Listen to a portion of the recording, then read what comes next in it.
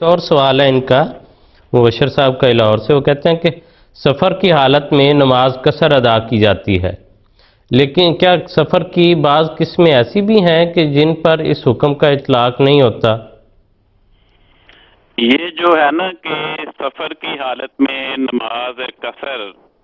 یہ اتفاق سے امت میں ایک غلط محاورہ رائج ہو گیا ہے۔ قصر کی نماز تو قرآن کریم نے صرف خوف کی حالت میں بیان فرمائی ہے۔ حضرت عائشہ رضی اللہ عنہ بیان کرتی ہیں کہ پہلے ظہر، عصر اور عشاء کی دو رکعت پڑھی جاتی تھی، پھر بعد میں رسول پاک صلی اللہ علیہ وسلم نے سفر کے دوران تو وہی رہنے دی جو پہلے روٹین تھی، لیکن قیام کے دوران ظہر کے، عصر کے اور عشاء کے 2 کی بجائے 4 فرض کر دیے۔ تو گویا سفر میں نماز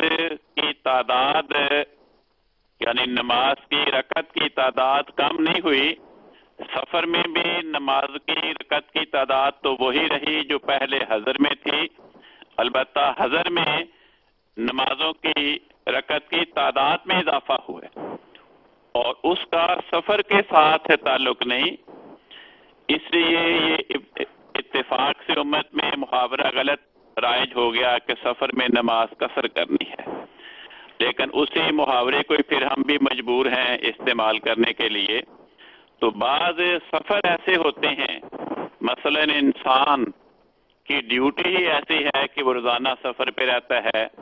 ہوائی جہاز کا عملہ ہے، پائلٹ ہے، اس کا سٹاف ہے، ریلوے کے بسوں کے ڈرائیور ہیں، کنڈکٹر ہیں، ریلوے کے گارڈ ہیں، ڈاکیہ ہے، یا اور ایسے لوگ جو اپنی ملازمت یا کاروبار کے سلسلے میں روزانہ ہی سفر کرتے ہیں۔ تو چونکہ ان لوگوں کا سفر ان کی ایک روٹین بن جاتا ہے، اس لیے ان کا سفر مسئلے کے اعتبار سے سفر قرار نہیں پاتا۔ اسی طرح اگر کوئی انسان کسی ایسی بستی میں جاتا ہے جس بستی میں زمانے کے امام، زمانے کے نبی یا زمانے کے خلیفہ کی رہائش ہے،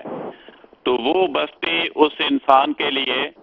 اس کا ایک روحانی گھر ہے، کیونکہ اس کا روحانی باپ اس بستی میں آباد ہے،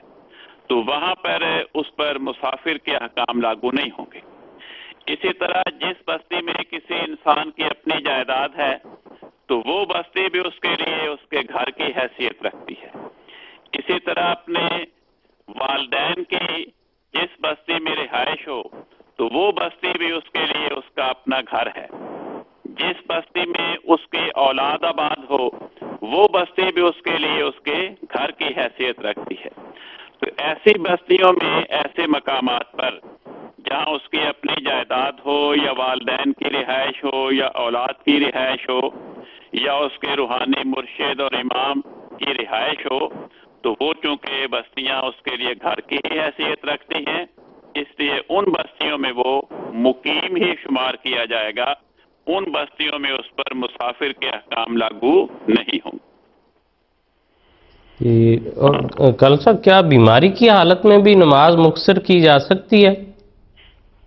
بیماری کی حالت میں نماز مختصر کی جا سکتی ہے اگر اس کی توجہ قائم نہیں رہ رہی۔